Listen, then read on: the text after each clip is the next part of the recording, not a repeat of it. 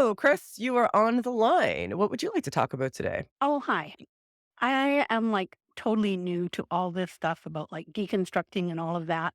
I am an Okay. atheist person and just have been for a really long time, although I did go to church and Sunday school when I was a Hmm. child. But where I live, it's just not an issue at all.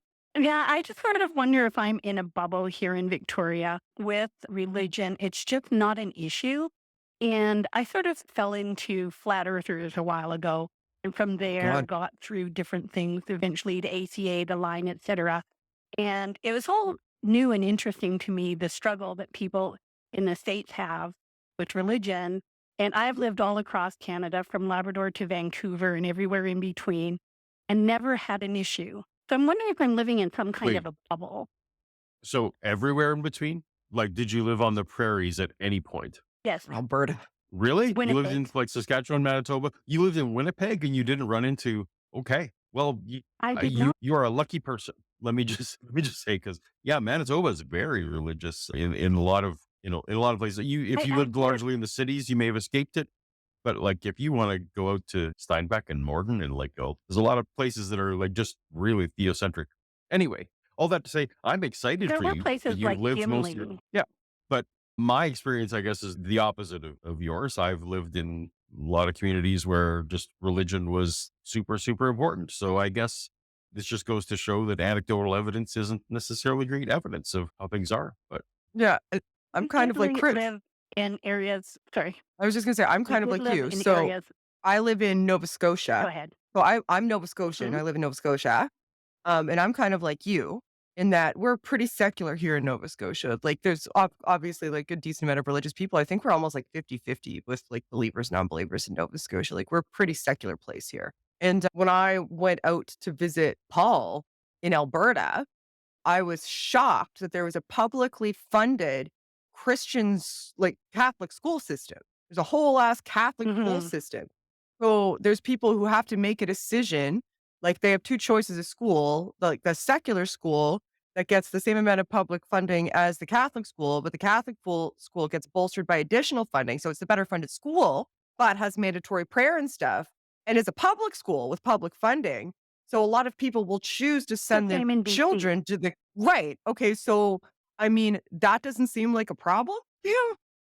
That we have an entire school Well, system in Canada that's a Christian school system that's getting public funding, and then people are making choices to yeah. send them to that school because it's better public funding, and then they spend their time forcing children to pray and study their version of the Bible during That school. totally is a problem to me. But just sort Right. of getting out of religion is what I was having struggle with. When I was a kid, I went to Sunday school, I went to church, I loved it. But I came to realize that, yeah, I'm not buying it at a certain age, 11 or 12. And it was just, well, I don't go to church anymore. And it wasn't an issue. And so when I had lots of religious friends and non religious friends, and it just wasn't really ever a topic. And so what I'm finding really fascinating is that people are struggling so hard to get away from religion, and that their families, their communities, and so on are so against people making a change. And that just really surprised me. Whoa. Oh, okay. So just like individual deconversion, that's going to entirely depend on the denomination that you're deconverting from. I essentially just like ghosted like being an Anglican. Like I faded mostly from my church community, but it's very, very different for Paul, who was a Mennonite. Like leaving his church community was a whole ordeal that like there's still repercussions from. So it There were lots of entirely, Mennonites where I lived in Winnipeg. It's outside yeah. of Oh, yeah. Winnipeg. There were a lot yeah, of Mennonite. And yeah, so I can see that where that would be a difficult thing to do. But I just sort of found that there was so many people in so many denominations struggling this hard. And I just haven't run into that with any friends or anything. So I'm just kind of wondering, do I live in a bubble? And the thing you say about schools and that, yeah, I've been like a warrior on that for years. But the sort of actual religion itself, it just I'm baffled by it.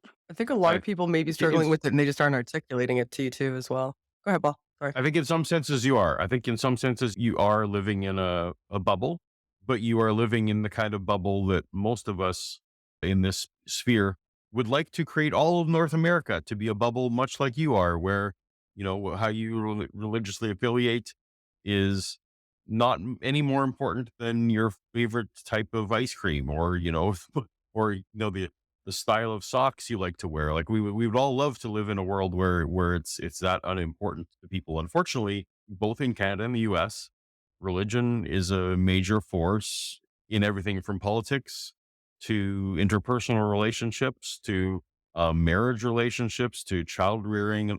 So as long as it's so pervasive there, you got a long ways to go. And I'm thrilled for you that none of this ever impacted your life. So that, I mean, that's I'm envious. Samesies.